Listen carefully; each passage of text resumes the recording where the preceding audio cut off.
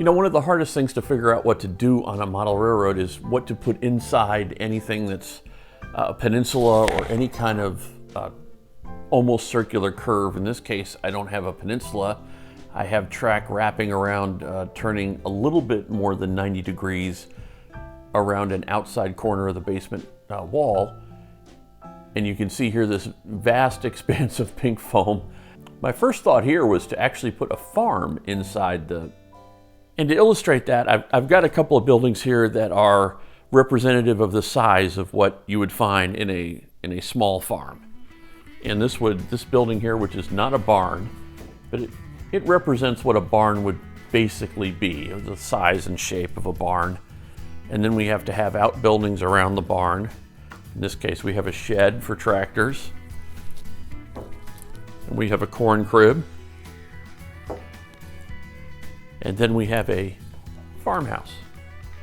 And let's say the farmhouse is along the road. And this would be our road here. By using the HO scale buildings on the inside of the curve, we're really drawing attention to the fact that it's not a whole lot of distance between here, the edge of the layout, and the wall. I left this in place for a couple of weeks and came down and looked at it.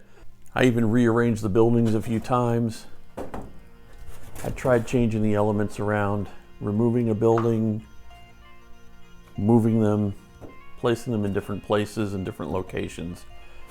And I finally came to the conclusion that it's just too big. The scene would just be too overwhelming. It wouldn't let me achieve that sense of depth that I was looking for. So I put all of these away, or at least moved them off to the side. And I took about 5 minutes and I made up a very simple cardboard mock-up of an N-scale barn. Same building, roughly the same proportions as that large HO scale building, but just reduced to about half HO, which is roughly N-scale size. And I put this here and I thought, wow, this is getting a lot closer to what I'm looking for. But the problem with this is my good friend Paul Dulcas on his old Boston and Maine layout had done this very trick. He had built an N-scale farm in the distance on his HO scale layout. It was a great scene. I loved how it looked. So I didn't want to copy what Paul had done, but even this simple mock-up made it really obvious that an N-scale scene is definitely going to work in the background much better than an HO scale scene. So I took a look around the basement and I found this building, and this is actually an old building from my N-scale days, and this is from a layout I built for the N-scale model railroading introduction to the hobby book for Kalmbach a number of years ago.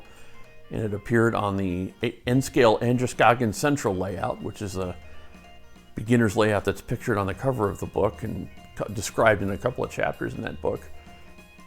And I thought, well, this might be a great way to use this structure, which I've always kind of liked. It's based on a mill in Virginia, not a New England mill. But if it was in the background, kind of masked by some trees, maybe it would be the sort of the central point of a distant forced perspective scene. So I decided to play around with that a little bit. In one of my previous videos, I described how I put trees on these little blue laundry clips and use them to position the trees temporarily to see how a scene is going to look. And in this case, I've arranged them here into what I felt was a pleasing arrangement.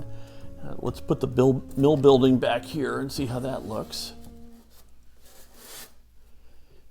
And once I took a look at that, I knew I was getting onto something here. You can see here the track in the foreground, those low hills, and the mill building in the background screened by the trees.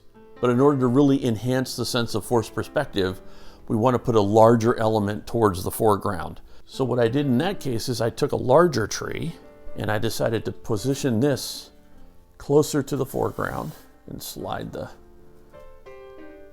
wannabe hill out of the way. And don't knock your tree over. And now that helps recede the mill further into the background. It actually makes it look further back there, which is exactly what I want. So I played a little bit. Luckily with foam scenery like this, the tree position is not a commitment at this point, but I did play around with it a little bit. If I needed to, I'd get more trees out and take a look at them. Here's a look at what the mocked up scene appears like after we've got some of the key elements there. You see we have a piece of styrofoam here, which represents a slight hill. And this will be a low rise in the field or pasture.